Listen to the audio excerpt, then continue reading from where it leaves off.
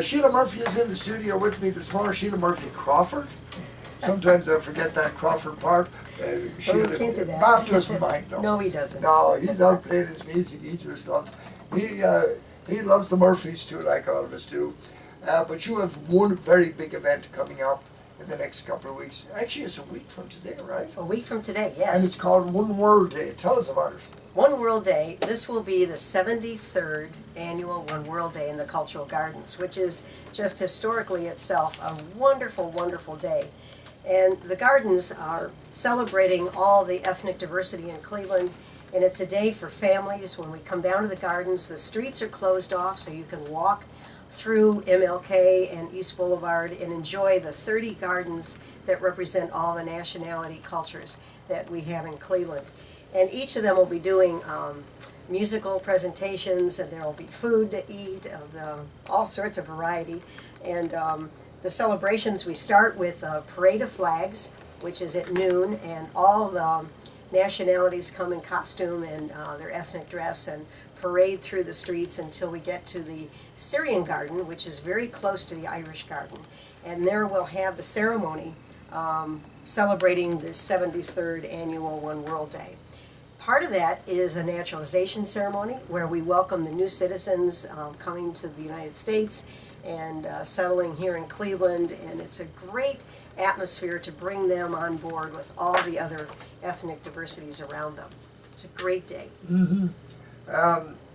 Number of people, I think it's up around, what, 10,000, 20,000? Last year we had about 25,000. It's very hard to count them, though, Yes, it isn't it? is. The police department does that for us. So last year it was over 20,000 that came, and that had been our goal, and we've been there the last couple of years, ever since we celebrated our 100th anniversary in 2016 of the Cultural Gardens. So that was our goal, to get it raised to that number, and we've been really happy. So it is quite spread out. If you go all the way from the lake up to University Circle, 20,000 people, really, it's quite spread. It's not crowded. It's not. It's easy to walk through and see all the activities.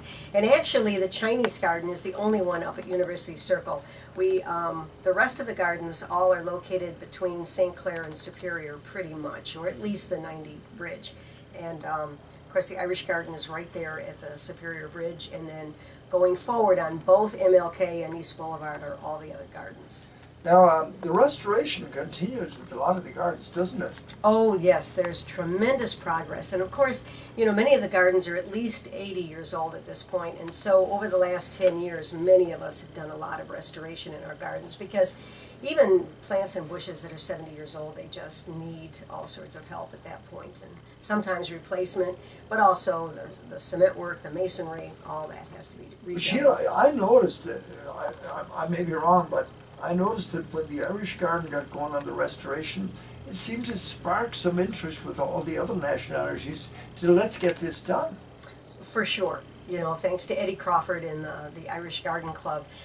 In 2007, they started a great amount of work in the Irish Garden, and you're right, I think the rest kind of got on board and started doing that. The Italians are doing a tremendous... Oh, and it's a magnificent garden. Yeah, it's almost $1 million project that they're doing, restoring their garden. And a lot of that is donations, isn't it? Oh, yes, it all is, yes. Nearly all donations, and of course we've had a lot of donations from the Irish community also, and our Mayo Society has been a huge part of the donations to the Irish Garden. But the other gardens that are quite impressive also is the Greek, I noticed, the German, right? Yes, and the Polish are adding a statue at the end of September to John Paul. Pope John Paul is going into the Polish garden, so that's a wonderful And the addition. Lithuanian garden is huge. Absolutely. Many of the older gardens are both on East Boulevard and on MLK. They are so large they go between the two roads. The first one was, what was the It was first the one? British Garden British in Garden. 1916, and then after that, about 10 years later, was the Hebrew Garden.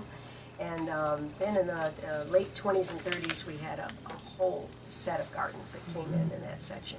And Mary Kay Duffy was very active in the old days, was she, with your Oh, mother, Mary, right? Your mother yes. knew her well. Mary Kay, I remember her so clearly, and she was just a good friend of my mom's. She was a Hibernian, and she was a great lady. Mary Kay Duffy brought an admiral to give the speech one time. You weren't around, but I'm sure your mother was. Oh, absolutely. And I guess he had a couple of drinks beforehand, and his speech blew away. Oops. The pages all got mixed up. Uh-oh.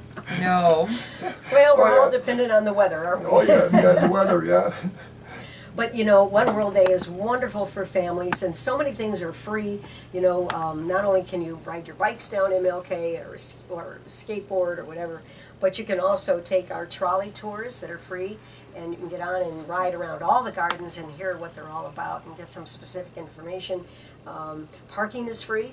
You can park either at the Veterans Administration Hospital employee parking lot at near 105th, and there'll be a shuttle that'll take you to the gardens, or you can park at the Shoreway and at the Martin Luther King exit right down there at Metro Parks, and there'll be a shuttle to take you into the gardens. Yes, Eddie, want to ask me I something? have a question. Are they ever going to replace the Victor Herbert bust that was taken? Well, you know, that's on the list, because that was one of the first monuments that was put into the Irish Garden, and so that's on the list to do, yes, so that's. You know why he asked that, don't you? No. Because he has it in his basement, and he was thinking of bringing it back. Well, I hope you bring it back, Eddie. That'd be great. JC, make sure those pictures make us all look young for Right. God's They always do, Jerry. Right. Oh, We I are don't know- young. I don't know about that. These gardens are very unique to Cleveland, aren't they?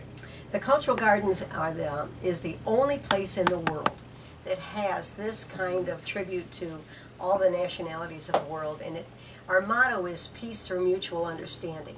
And so all the gardens strive to celebrate their cultural icons, whether they're musicians or composers or writers or statesmen. And by sharing that knowledge with each other, we get a better understanding, and hopefully we all get along with each other better. And that's the whole goal. But there is no other place in the world our size. Even when UNESCO built theirs in Belgium, they came to us to see what we had done, and then they went back home and did a small version of what we have.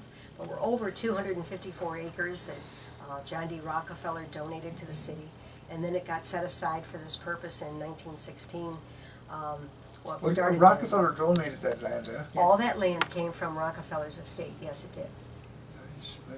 I read a great book on Rockefeller. It's called Rockefeller: The Cleveland Years. Did you ever see it?